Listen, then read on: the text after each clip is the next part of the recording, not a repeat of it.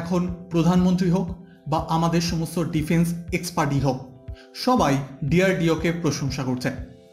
DRDO বহুবার ভারতীয় হিসাবে গর্বিত হওয়ার সুযোগ দিয়েছে, কিন্তু এইবারে ডিআরডিও প্রায় অসম্ভব বলে মনে হতো সেটাকেও সম্ভব করে দেখিয়েছে, যার ফলে ভারত এখন এমন এক স্পেশাল দেশের ক্লাবে যুক্ত হয়েছে যেখানে এতদিন পর্যন্ত আমেরিকা এবং রাশিয়ার মতো শক্তিশালী দেশেরা রাজত্ব করছিল।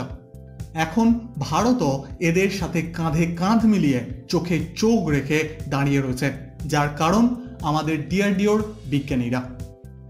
আসলে ডিআরডিওর বিজ্ঞানীরা মিশন দিব্যাস্ত্রকে সফলতার সাথে পূর্ণ করেছে।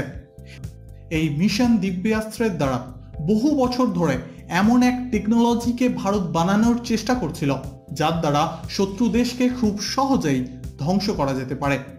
আর এই টেকনোলজির নাম হলো এমআরআইভি টেকনোলজি। আর এটাকে ভারত নিজের তৈরি অন্যতম ভয়ানক মিসাইল অগ্নি-5 মিসাইলের মধ্যে লাগিয়ে 100% সফলতার সাথে এর টেস্ট পূর্ণ করেছে। এমআরআইভিকে যা যা টার্গেট দেওয়া হয়েছিল সেগুলোকে 100% সে অ্যাচিভ করেছে। এটার সাথে সাথেই ভারতও সেই স্পেশাল দেশগুলোর সাথে দাঁড়িয়ে রয়েছে যাদের কাছে এই টেকনোলজি রয়েছে। এটা এতটাই বড় খবর যে পৃথিবীর প্রত্যেকটা দেশের বড় বড় নিউজ চ্যানেল এটাকে কভার করেছে, কারণ এমন টেকনোলজি নিজের থেকে বানানো এতটা সহজ নয়, আর ভারত সেটা করে দেখিয়েছে। আপনার মনে আসতেই পারে যে এমআরআইভি টেকনোলজি আসলে কি, এটা কিভাবে কাজ করে।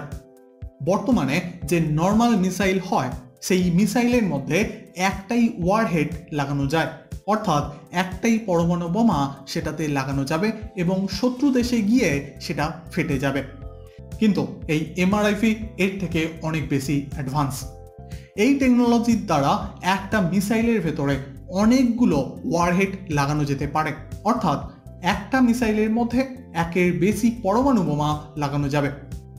মিসাইল তো একটাই হবে, কিন্তু তার মধ্যে 2 থেকে 10টা পর্যন্ত পরমাণু বোমা লাগানো যেতে পারে।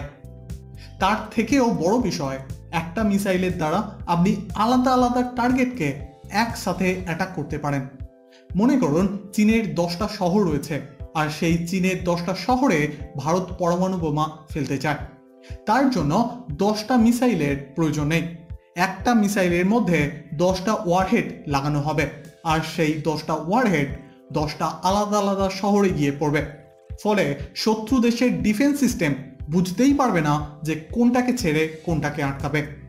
এখনো পর্যন্ত ভারতের কাছে যে মিসাইল ছিল সেটাতে একবার একটা জায়গাতেই অ্যাটাক করা যেতে পারত, কিন্তু এই এমআরআইভি টেকনোলজির জন্য একটা মিসাইলের দ্বারা আমরা 10টা জায়গাকে আঘাত করতে পারবো। এটার দ্বারাই ভাবুন যে ভারতের এই সফল টেস্টের ফলে ভারতের হাতে কত এলিট, কত সুপ্রিম টেকনোলজি এসে গেছে।